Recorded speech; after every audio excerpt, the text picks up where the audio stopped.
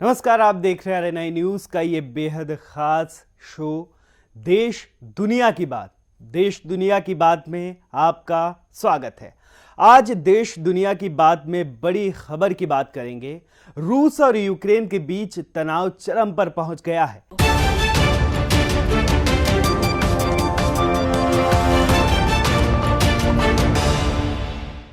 दोनों ही देशों ने एक दूसरे पर गोलीबारी करने के आरोप लगाए हैं।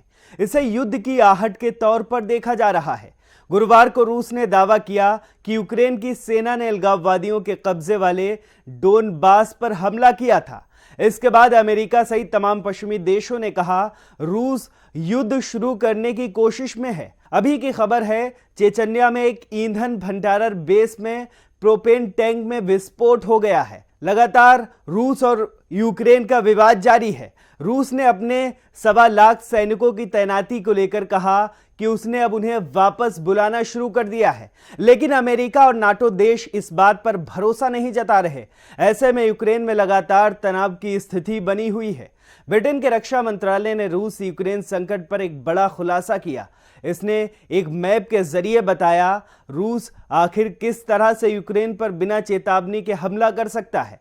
सैन्य प्रमुखों ने 7 प्रमुख स्थानों को शेयर किया है, जिसका इस्तेमाल क्रेमलिन सेना पहले चरण के तहत यूक्रेन में हमला करने के लिए कर सकती है। जमीनी हमला करने के साथ साथ रूस के दूसरे चरण के तहत किए जाने वाले हमलों पर भी प्रकाश डाला गया है। ब्रिटिश सरकार के अनुसार ओडेसा या वेनेत्सिया शहरों की यात्रा करने से पहले रूसी सैनिक रूस, बेलारूस या क्रीमिया से यूक्रेन में घुस सकते हैं। अधिकारियों ने आज रात कहा रूस ने महत्वपूर्ण सैन्य मौजूदगी बनाए रखी है, जो बिना किसी चेतावनी के हमला कर सकता है। यूक्रेन के विदेश मंत्री दिमित्रो कुलेबा ने कहा रूस समर्थित अलगाववादियों ने पूर्वी यूक्रेन पर हमला किया है। उन्होंने कहा कि अधिकारियों ने स्थानीय समय के मुताबिक 3 बजे तक क्षेत्र में गोलीबारी की 42 घटनाएं रिपोर्ट की।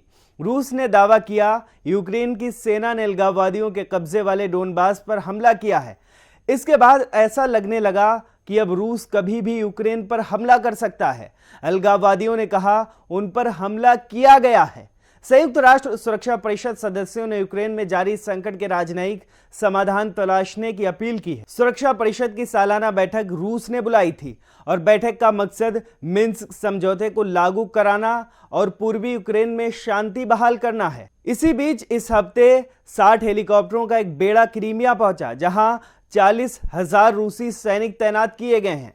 बेलारूस में सैन्य अभ्यास के लिए पहुंचे 30,000 सैनिक किसी भी वक्त हमले के लिए तैयार बैठे हैं। सूत्रों का कहना है इस बात को मानने की वजह है कि रूसी झूठे हमले करने में जुटे हैं, क्योंकि इससे उनके पास यूक्रेन पर हमला करने का एक बहाना होगा। दूसरी ओर रूसी समर्थित अलगाववादियों ने यूक्रेन के एक नर्सरी स्कूल पर पहले ही हमला कर दिया है, जिसमें 3 लोग घायल हुए हैं। रूस की स्थिति क्यों मजबूत है? आखिर रूस क्यों लगातार हमले की तरफ बढ़ रहा या युद्ध की तरफ बढ़ रहा है? यूक्रेन को 2 हिस्सों पश्चिमी और पूर्वी में बांटकर देखा जाता रहा है। इसमें पूर्वी यूक्रेन पर रूस का बड़ा प्रभाव है और उसकी भाषा को समझने वाले लोगों की बड़ी संख्या है। यहाँ रूसी मूल के लोग अक्सर यूक्रेन के खिलाफ विद्रोह करते रहते हैं। यही वजह है कि एक तरफ रूस की सेना यूक्रेन की सीमा पर डटी है, तो वहीं अंदर से भी वो मजबूत है। ऐसे में यूक्रेन को रूस से अलग कर पाना पश्चिमी देशों के लिए आसान नहीं होगा। इसके अलावा यूक्रेन की आर्थिक स्थिति भी कमजोर है, जिसे रूस और कमजोर करने की कोशिश में जुटा है। आरएनआई के इस वीडियो में आज के लिए बस इतना ही। ऐसे ही तमाम जानकारी के लिए बने रहिए आरएनआई न्यूज के साथ।